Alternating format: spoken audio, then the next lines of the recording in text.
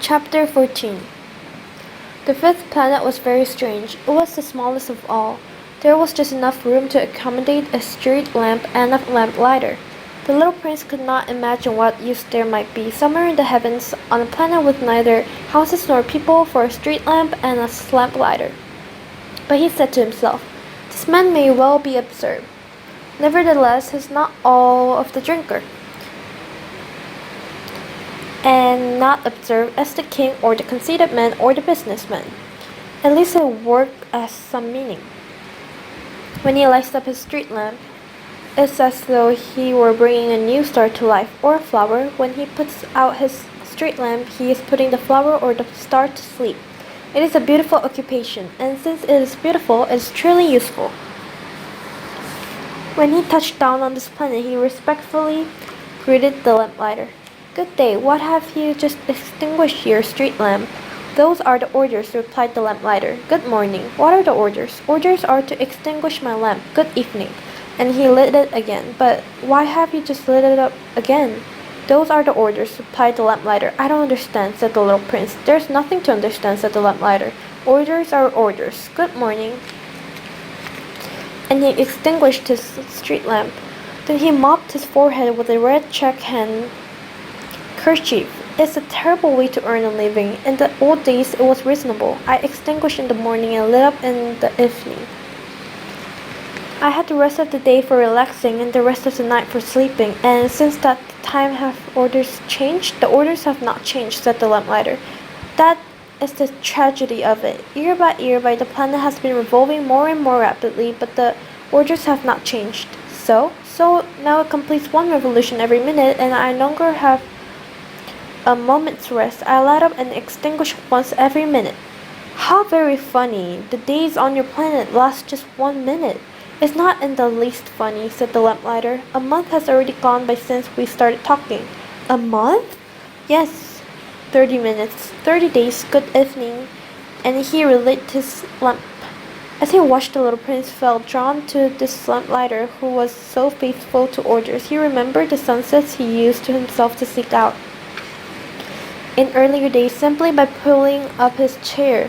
He wanted to help this new friend. "You know, I can think of a way you could rest whenever you wanted to." "I always want to rest," said the lamplighter. The little prince continued, "Your planet is so small that 3 strides will take you all the way around it. You have only to walk slowly enough and you can remain in daylight all the time. When you want to rest, you simply walk and the day will last as long as you like."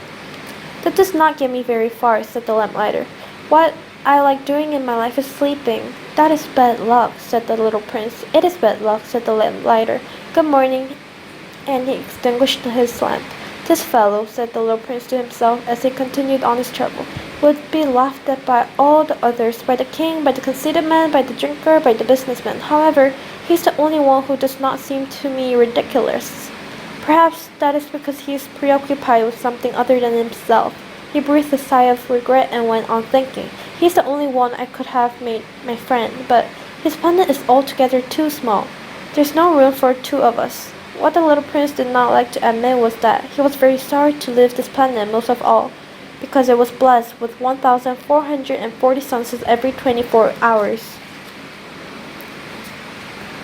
Chapter 15.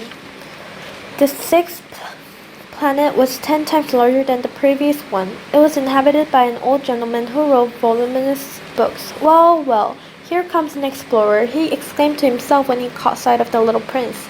The little prince sat down on the table and panted a little. He had already traveled so very far. "Where do you come from?" said the old gentleman. "Where is that big book?" said the little prince. "What do you do here?" "I'm a geographer," said the old gentleman. "What is a geographer?" "The geographer is a learned man who knows where all the seas, rivers, towns, mountains, and deserts are located." "Now that isn't interesting," said the little prince. "Here is a real professional at last."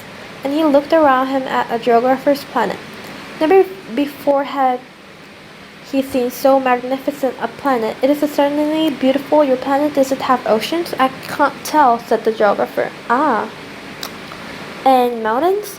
"I can't tell," said the geographer. "And towns and rivers and deserts?" "I can't tell you that either," said the geographer. "But you're a geographer." "Quite so," said the geographer. But I am not an explorer. I am in dire need of explorers. It is not the geographer's job to go around counting off the towns, the rivers, the mountains, and the seas. The geographer's is far too important to go sauntering about it. He does not leave his desk, but there he sits and receives the explorers. He asks them questions, and he notes down what they recollect of their travels.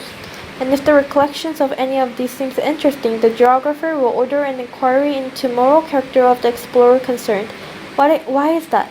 Because an explorer who told lies would cause havoc with the geography's book.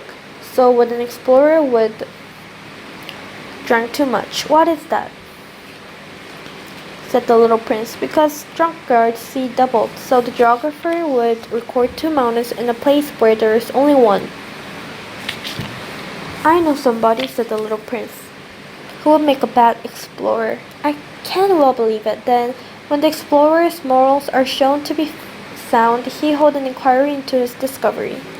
Someone goes and looks. No, that would be too complicated. Instead, we require the explorer to furnish proofs.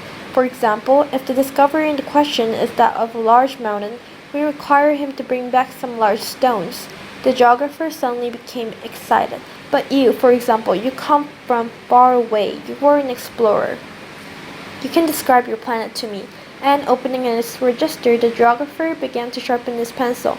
For the narratives of explorers are entered first in pencil.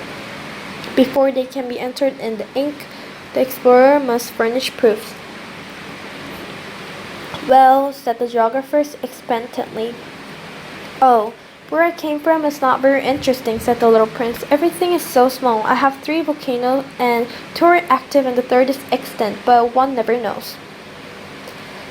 One never knows, said the geographer. I also have flowers. We do not take note of flowers, said the geographer. Why ever not? They're prettier than everything else, because flowers are ephemeral. What does mean ephemeral?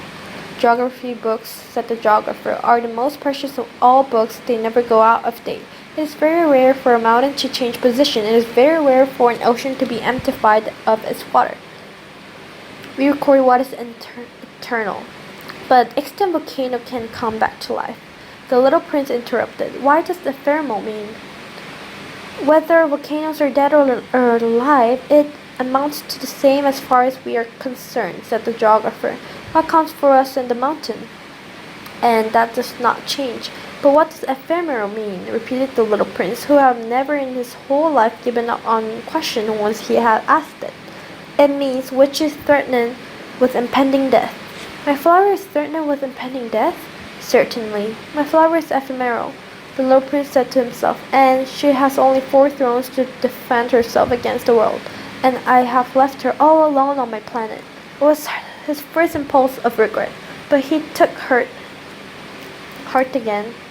What do you recommend me to visit next? He asked. The planet Earth, replied the geographer. It has a good reputation, and the little prince went away thinking of his flower.